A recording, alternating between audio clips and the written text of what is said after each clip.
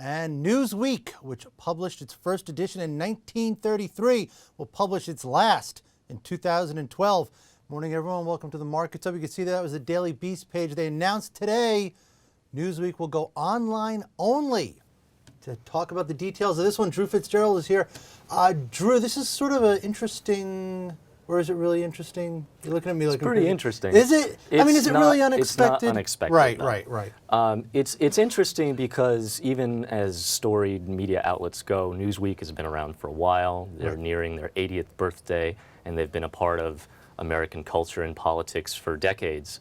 But this was not unexpected. Newsweek is it's a magazine and it's a news outlet, and those two together have been doing very poorly for the most part all over the world.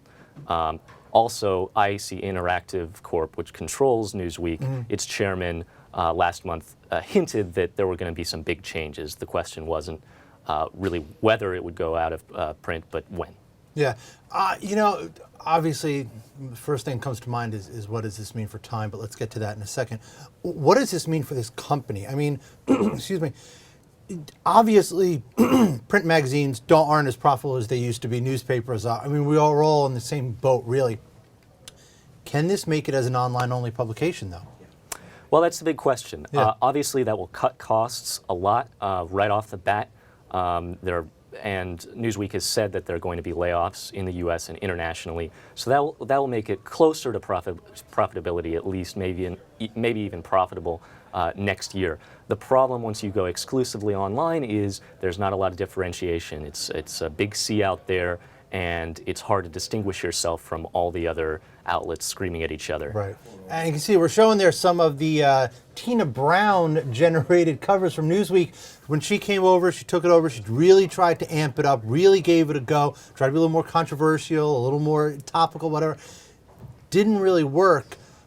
If that approach didn't work, I guess the question is there an approach that can work for dead paper magazines, dead tree magazines? It's tough to say. There are very few dead tree magazines out there that are pulling a profit, that are actually growing, and the few that are doing it at the expense of their competitors like Time and Newsweek.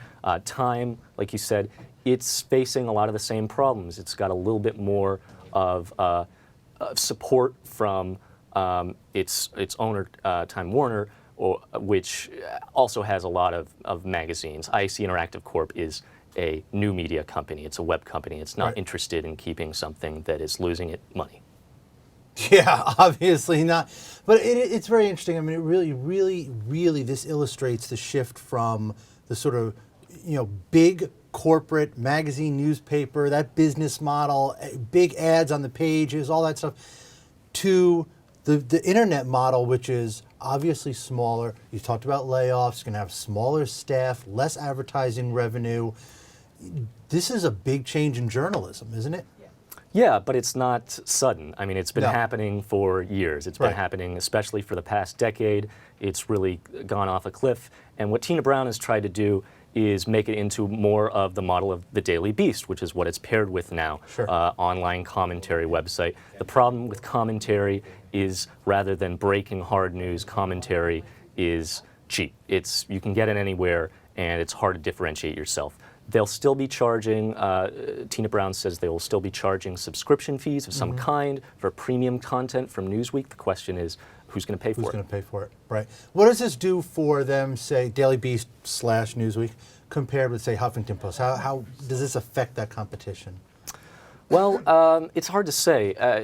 Daily Beast has been around for a while, and Newsweek has been online for a while, so this could free up more resources for an online-only Newsweek Global, they're going to call it, to compete against outlets like the Huffington Post. But if I were Arianna Huffington right now, I wouldn't be too scared.